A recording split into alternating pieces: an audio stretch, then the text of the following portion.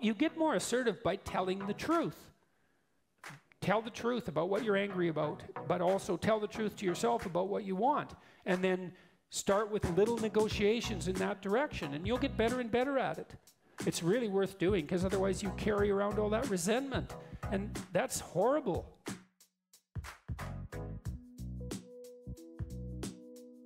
What can I do to start integrating my own shadow? I feel the darkness, but end up bottling it up. How can I start being more assertive in a controlled manner? That's exactly how. You can start by being more assertive in a controlled manner. Well, this is a good follow-up question from the last one. What are you mad about?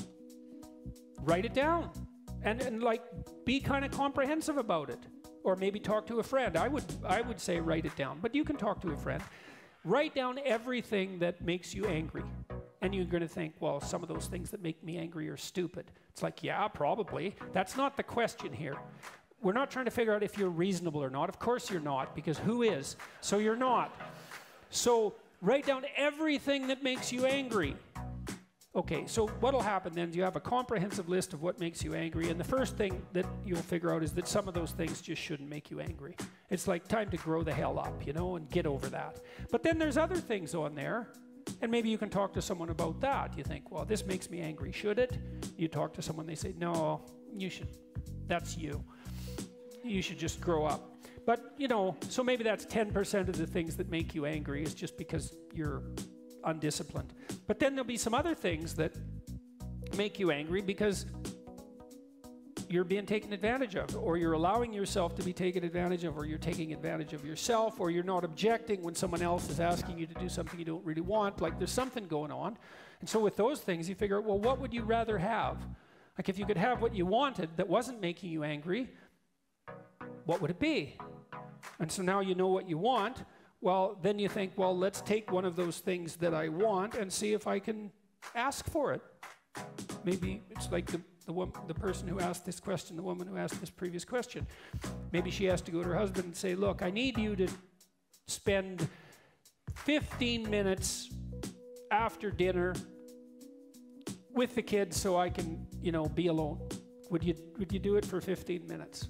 Or 10 minutes, or would you do it for 10 minutes like 3 times a week? You know, you have to negotiate. What's the other person willing to do? You need to know what you want and need, and then you need to communicate it to them, and then you need to negotiate a solution. And that's how you get more assertive. And you start small. You get more assertive by telling the truth, right? That's how. It's like, I'm irritated and annoyed that this isn't happening, and here's something that you could conceivably offer me, and this is what I'm willing to do in return, and could we see if that works?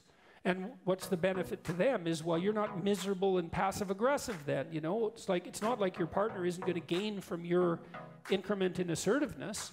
It's not a zero-sum game. You could both gain, like, truly, because wouldn't it be a lovely marriage if your wife could ask you what she wanted and you could deliver, and you could ask her what you wanted and she'd deliver, and both of you were happy about that? Like, that could happen. Not always and in every situation, but you get a long way down that road if you're careful, you know?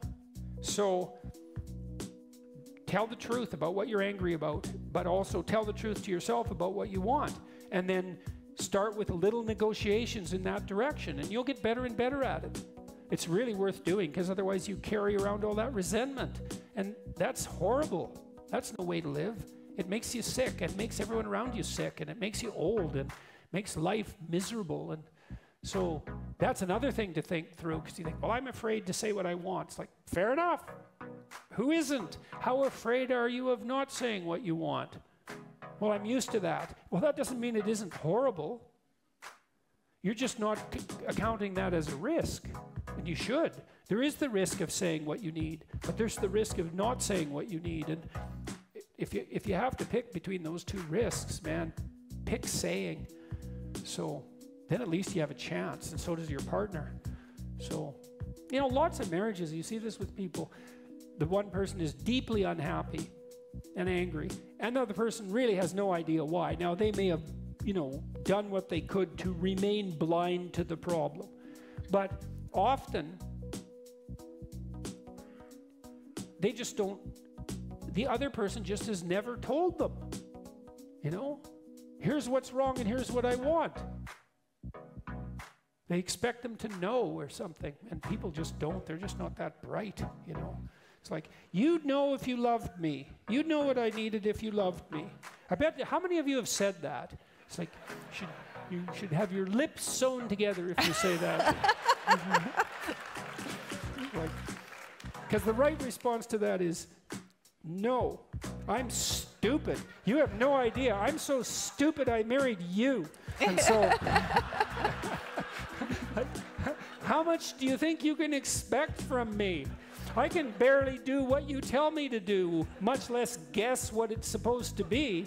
So, like, give me a break and tell me what I can do badly that might be vaguely pleasing to you.